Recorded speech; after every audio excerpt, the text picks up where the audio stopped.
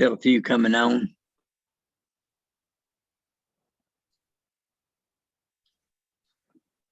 Holmes here. Okay, Dustin, you checking them off as present? Yes, sir. Okay, good. All right, we have enough. We have a quorum here. Recording in progress.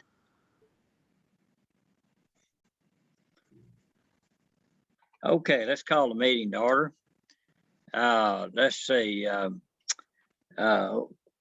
Today is Thursday, August the 19th, 2021. It's 4:30 p.m. Proof of posting, please.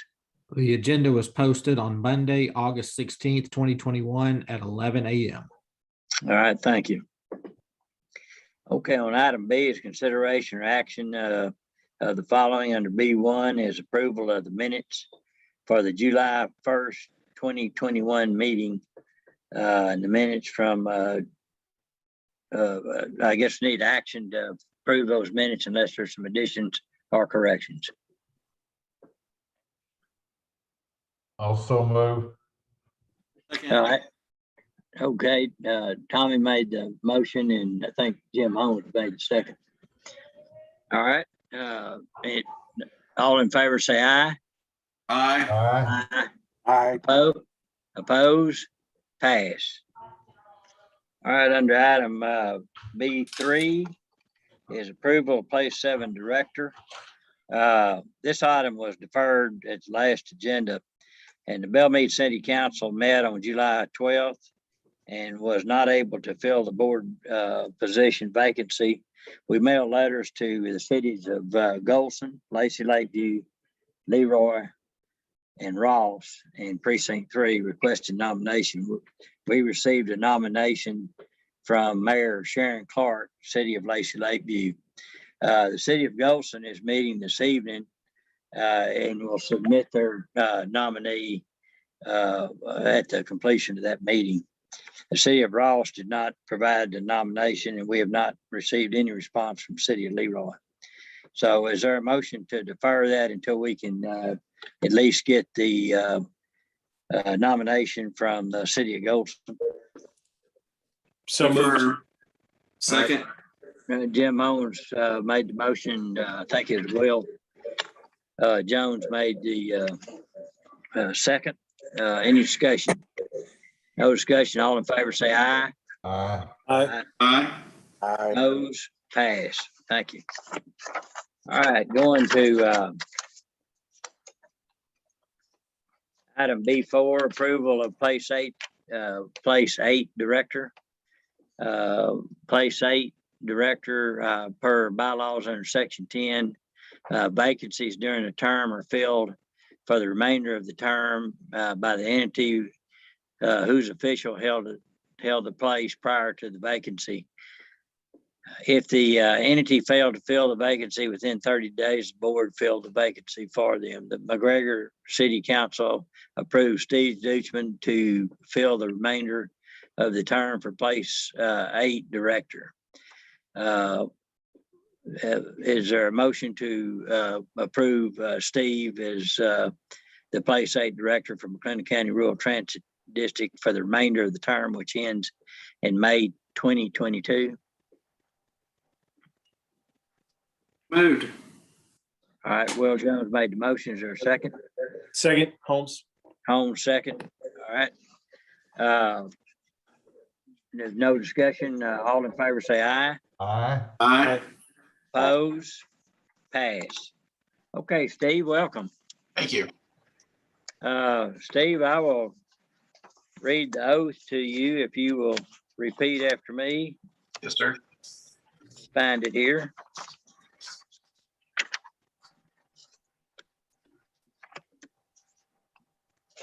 Okay, Steve, if you'll raise your right hand and repeat after me.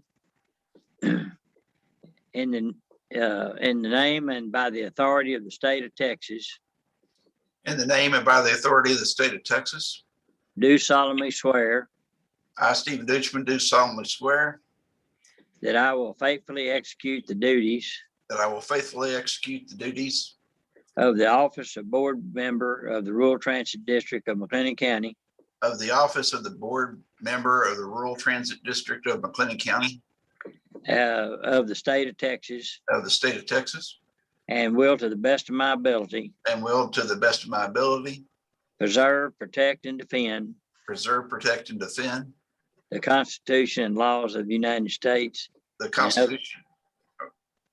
The Con- Go- ahead, I'm sir. sorry. The Constitution and laws of the United States The Constitution of the law and laws of the United States and this state, so help me God. and of this state, so help me God.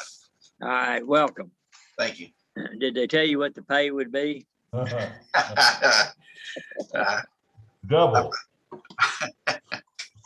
I'm assuming it's quite good. Yeah, it's great. And the benefits are better. All right. Okay, let's see. Going to item B5, operations report, ridership programs, revenue, expenses, equipment, marketing plans, and related matters. Call on Serena. Hi, Serena. Serena, you're on mute. Thank you, Judge Felton. Good afternoon, Judge Felton, commissioners, and other members of the board. I'm going to share my screen. Okay.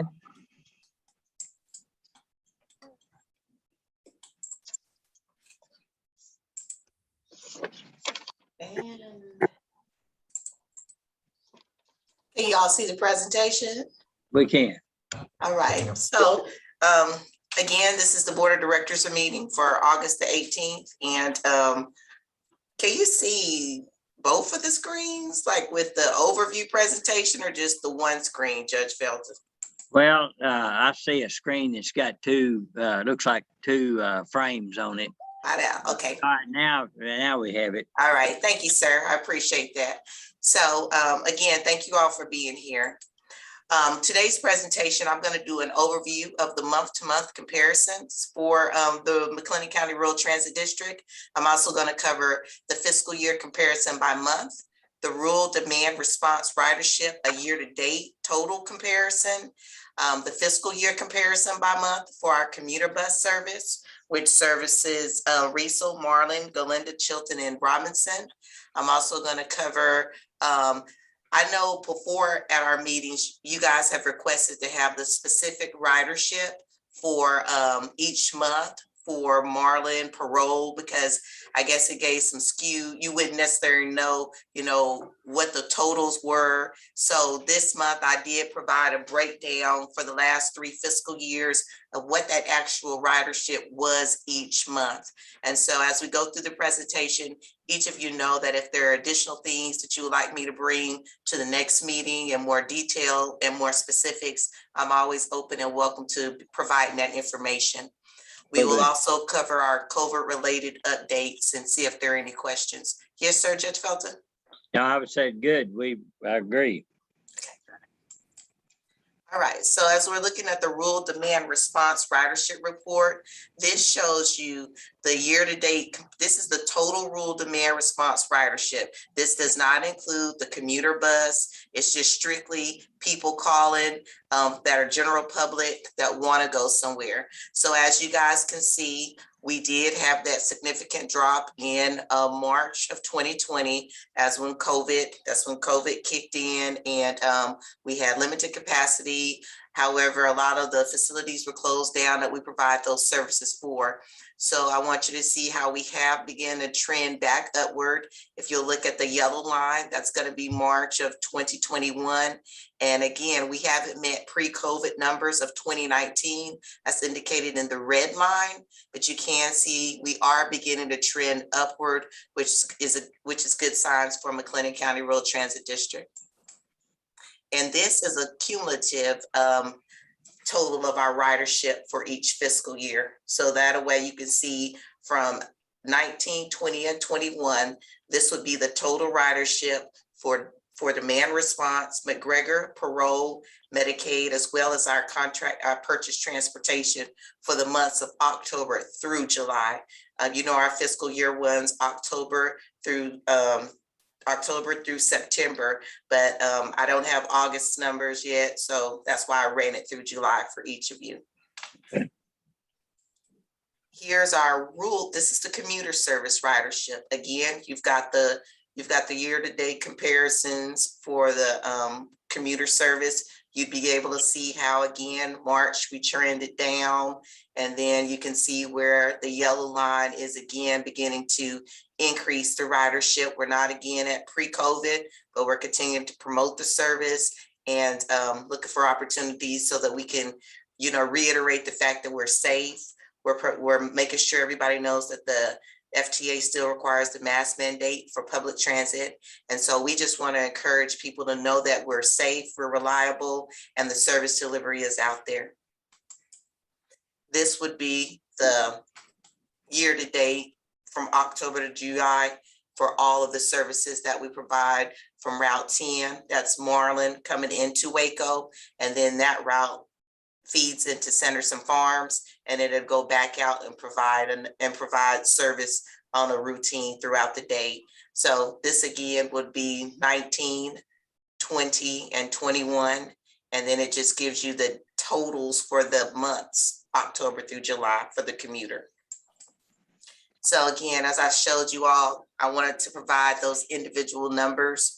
So as you can see, Marlin, that would be, you guys, I'm sure you have it in your packet. So if you want to ask me any questions or want me to kind of not provide so much or a little more details, just let me know what you would like. But this would be the Marlin.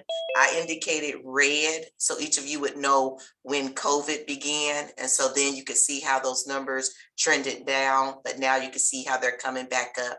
This would be Marlin. This is the parole service that we provide. Again, I think parole is good if it's trending down, but again, I do want you to see where as facilities are reopening, these services are needed in the community. Here is our Sanderson Farm actual ridership, and Sanderson Farm did reach out to us last month. They want to do an advertising campaign on some of our Waco transit buses as well as our rural service so that they can get the message out that they are having a hiring campaign. So we appreciate the opportunity to partner with Sanderson Farms. You guys will be seeing the advertising update at the next meeting, but I did want you to know that Sanderson's Farm is pushing to increase their ridership and individuals that participate on this program.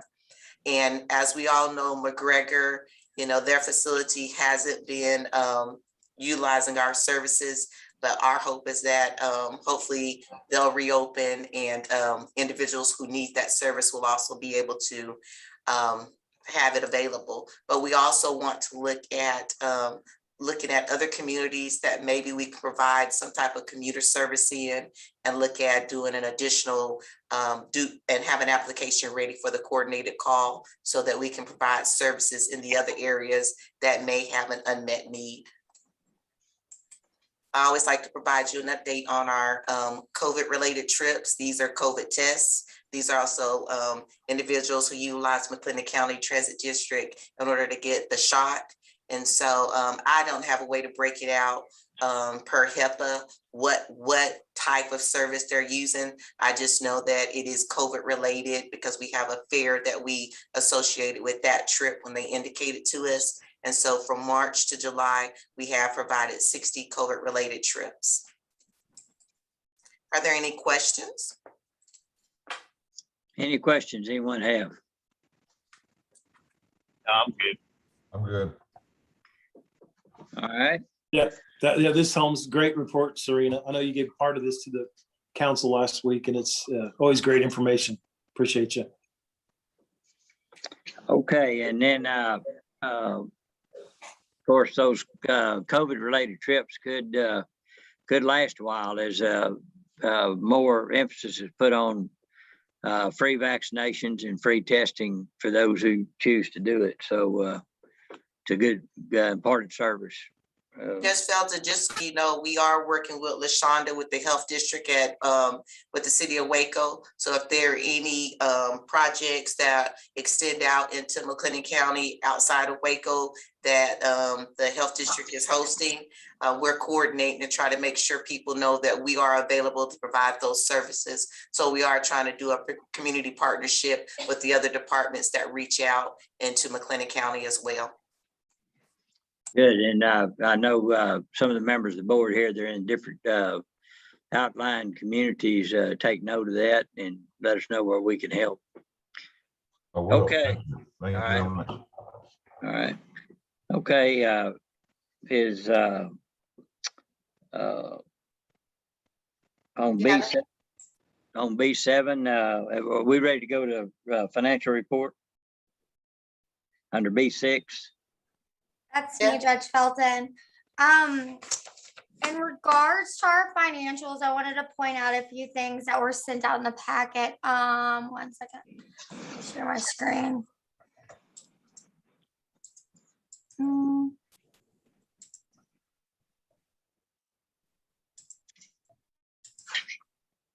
Okay, can y'all see the financials? Yes, ma'am. Okay, so the first two lines are our fiscal year 21 state and federal funding. Those balances that are left are going to actually be rolled over into fiscal year 22. On July the 13th, TxDOT sent out correspondence to us stating that we needed to utilize our emergency funding and focus on spending that first. And so going forward, until we utilize all of our CARES Act funding, and we just were actually awarded another $49,000 through the ART program in July, and we submitted that application in July. So we have to use all those funds before we can go back to using our regular formula funding. So just keep that in mind, that those funds are going to roll over to the next year while we try to utilize all of our CARES Act funding over the next year, or possibly two. And then in regards to the other revenues, our advertising is at 75%, which is pretty amazing considering we haven't had a marketing person in over a year. So that's all Serena. And then our fares have also exceeded 90% as of the end of July, and Medicaid is at 85. So there's multiple revenue sources that are gonna exceed the budgeted amount for this year. So that's pretty exciting, and kind of gives us hope that things are starting to somewhat return to normal. On the expenses, we're running about $150,000 less than last year's year-to-date total. So for the whole year, and you still have 2 more months of expenses, which is about, on average, we're spending $75,000 a month or so for the rural side, and that's fares, that's fuel, that's maintenance, that's everything. Sorry, I was gonna scroll down. So last year we finished at 1.9, but that included $500,000 for vehicle replacements that we haven't spent this year. And this is last year's. Hold on 1 second.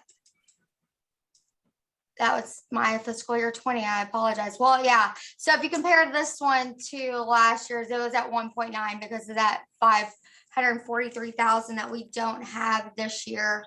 As of yet, we do have vehicles ordered, but was there any other questions, concerns? I mean, I can go through the financial statement, but it was provided. Okay, any questions? Serena, you're on mute. Good. I also want you to know that the council did approve at the last board meeting, not the one on the 17th, but the one prior, the purchase of the vehicles. They want us to begin to look at the electric vehicles, but they did understand that due to the distance that we travel, that the electric vehicle may not be the best option for McLennan County Rural Transit District, but that is a phased process that they want us to begin to look at, so that we're looking at that with Waco Transit System as well as McLennan County. So we'll definitely be bringing you guys up to speed on how we would like to implement a plan. However, right now, our fleet would pretty much be a new fleet once we get this next 7 vehicles in, but we will begin that phased in process with McLennan County as we begin to look at how we're going to change the fleet for Waco Transit System. So I did want to bring you guys up to loop on the electric vehicle and how the city wants us to move in that direction. Okay, thank you. All right, going to, if there's nothing else in that report, going to item B7's approval, ratifications for grant applications, certifications, or other grant-related matters, expenditures, transfers, and other financial matters, programs, operational procurements, and related operational matters. Serena? It's actually me. So do we have to ratify for the application we just submitted for the 49,538? Or Yes, do we ma'am. wait till it's actually executed? I think we wait till it's Okay. executed and then we'll present it to them as the actual amount, and then they can approve it for us to be able to Okay. use it. Okay, all right, understand. Thank Yes, you. sir. All right, anything else between Serena or Jenna? No, sir. All right, I'd like to go back to item B2, discussion or action, appointing vice chair of the board, Dustin. Yes, sir. So per our bylaws, the board can select a vice chairman and that can preside over the meetings when the chair, Judge Felton, is unable to attend. So Judge, I'll turn it back over to you and see how the Oh. board wants to move forward. Okay, well, I'd like to nominate Jim Holmes because he's been very active on the city council with the transportation side as well, and has a good understanding, much better than me, actually. And so if I'm out, he would be able to step in. Are there any other nominations? Okay, if there's no other nominations, is there a motion to elect him by acclamation? I'll make that motion. All right, thank you. I'll second. Any other discussion? No other discussion. All in favor, say aye. Aye. Opposed? Pass. Thank you. All right, as a reminder, our final 2021 meeting is scheduled for Thursday, October the 21st at 4:30 p.m. And due to the Open Meetings Act suspension being lifted effective September 1, 2021, we will need to have a quorum of the board present in the commissioner's courtroom or wherever the meeting's held. We'll continue to offer Zoom, but we have to have a quorum actually present. And then other members could join by Zoom if necessary. But we got a pass for a while, but it's that goes away after September the 1st. Any What's the questions on date that? again? Okay, we will have to have a quorum actually present at the meeting. What date? After September 1. October. Oh, excuse me, I'm sorry. Is it October? Yeah, October. What's the date of the meeting? October 21st. 21st. Okay. Where's the location? It'll be here at the McLennan County Courthouse in the Commissioner's courtroom. Okay. I shouldn't have a problem. So if you know you're not going to be able to make it, please let us know. And so we can count the quorum before the meeting starts. The interstate be finished by then? Sir? The interstate be finished by then? And no, I don't think so. Waco Drive it is, okay. Yeah. All right. All right. Anything else to come before the group today? Hey, Judge Felton, this is Steve Deutschman. I work at Baylor, and this may not have anything to do with rural transportation, but it certainly is transportation related. The incoming freshman class over here at Baylor, and I'm not speaking as an official in any official capacity for Baylor. I'll just put that out there. But Okay. our incoming freshman class is huge. And, a lot of them are going to be not on campus. And there may be an opportunity on the weekends, especially, to generate some more business for the city of Waco by providing transportation services for some of those students. I'm just throwing it out there because my wife asked me to do it, and I promised her I would. You're a smart man. Yes, sir. Serena, you want to address that? Yes, sir. And welcome to the board. I do want you to know we are providing services right now from the hotels that they have housed the freshmen in, but I will reach out and visit with Matt and see Mr. Matt Penny and see if there is any opportunity for us to assist the students during the weekends as well. I know that the silo trolley isn't running downtown, but we do have the LaSalle Circle that will circulate down by those hotels that they're staying in.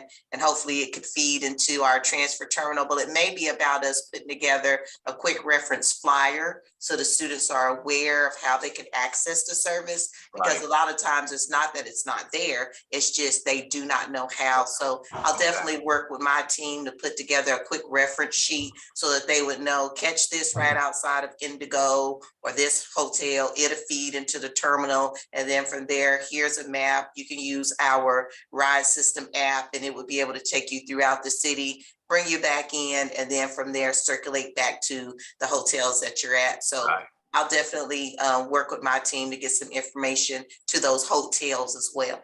Yeah, that would be great because, you know, I tell you, my personal concern is their safety because there's no pedestrian bridge, you know, Yes, over the highway. And, you know, I worry about them. I just do. Yes, sir. We'll definitely put that together. Thank you. Yes, sir. Okay, Dustin, is there anything else? No, sir. I believe we've covered it all. All right, if there's not anything else to come before the group, well, we stand adjourned. Thank you. Thank y'all for participating.